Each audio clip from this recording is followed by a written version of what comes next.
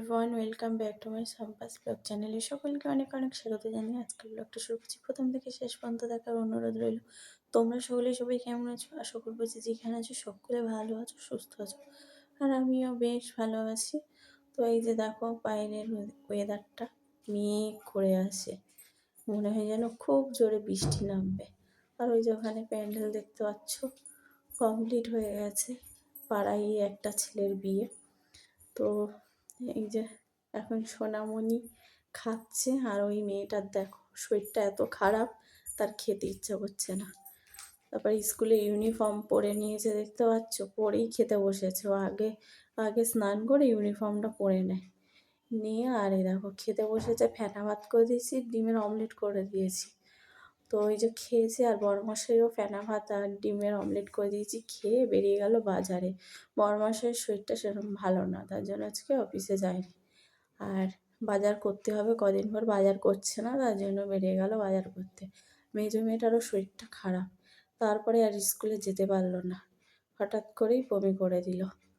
তো ওই খাচ্ছে, দেখতেই পাচ্ছ ওর চোখগুলো কেমন করছে, তার খাওয়ার ইচ্ছা নেই। তারপর আমাকে বলছে, মামি আর খেতে পাচ্ছি না, আমার বমি লাগছে। আমি যে কি ঠিক আছে, উঠে যা। তারপরে উঠে আনলাম, কী হচ্ছে তোর বল।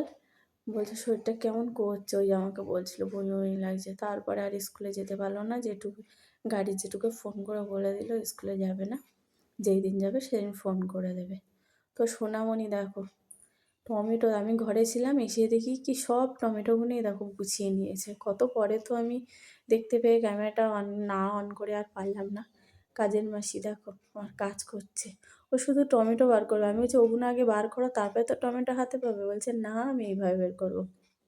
আর প্রচণ্ড পরিমাণে পাকা পাকা কথা বলে।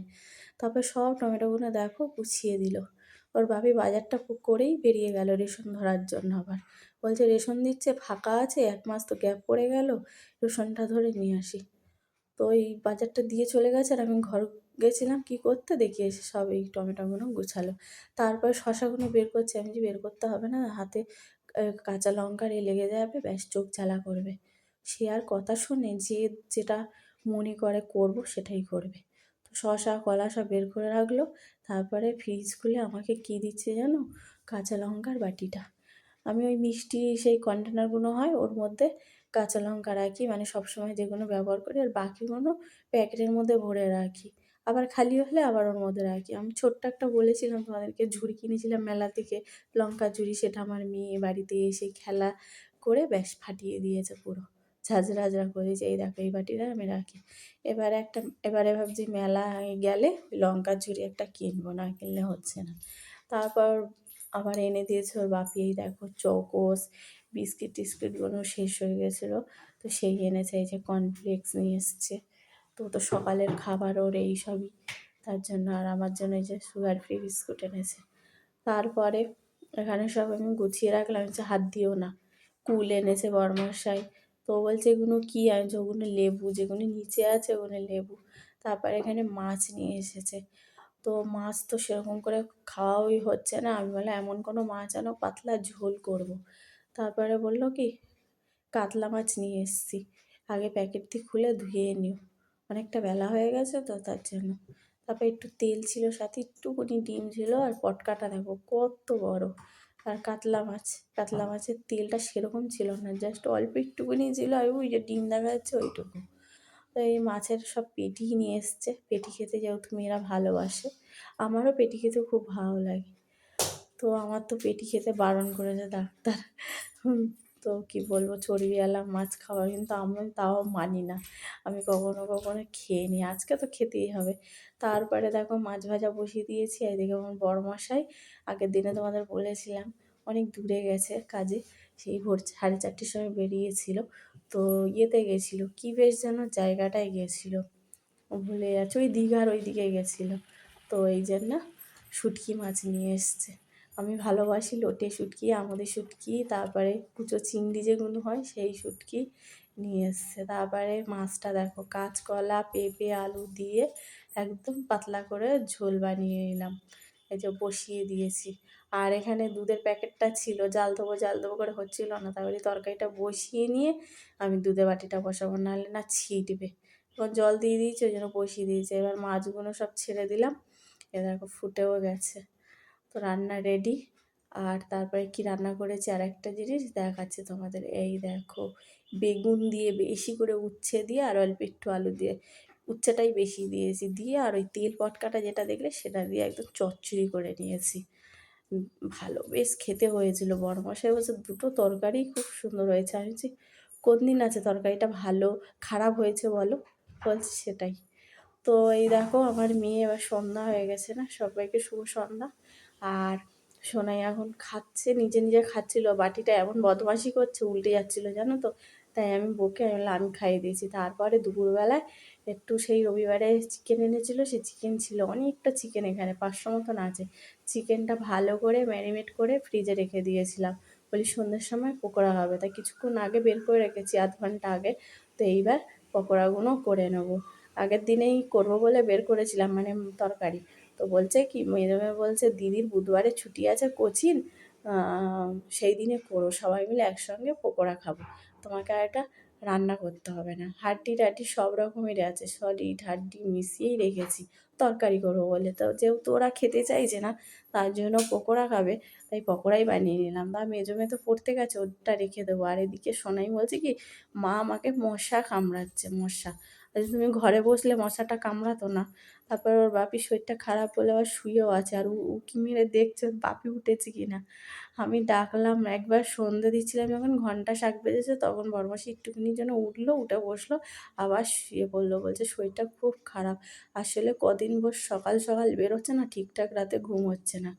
তারপরে দেখো আমার বড় মেয়ে বলছে ও মা কী খিদে পেয়েছে। আমি বলছি এই তো চা হয়ে গেছে, পরে আমি চা পাতাটা দিয়ে আর কি ভিজিয়ে রেখেছি, ফুটিয়ে নামিয়ে নিলে হয়ে যায়। আর পকোড়াগুলো ভেজে নিয়ে খেও। তারপর ও বেছে বেছে বলছে এই লেগ পিসটা যেন আমার জন্য থাকবে, মানে লালিপপটা। বলছে লালিপপ যেটা দেখছো ওটা আমার জন্য রেখে দিই। আমি ঠিক আছে। তারপর বলছে একটু বিট নুন দাও, যে বিট নুন দিয়ে দিয়েছি, সস দিয়ে দিয়েছি, আর একটু শশা কুচিয়েছি। পেঁয়াজ কুচালাম না, মেয়েরা খাবে না, আর পেঁয়াজটা জন্য কুচালাম না, শশা টশা কুচিয়ে দিয়েছি।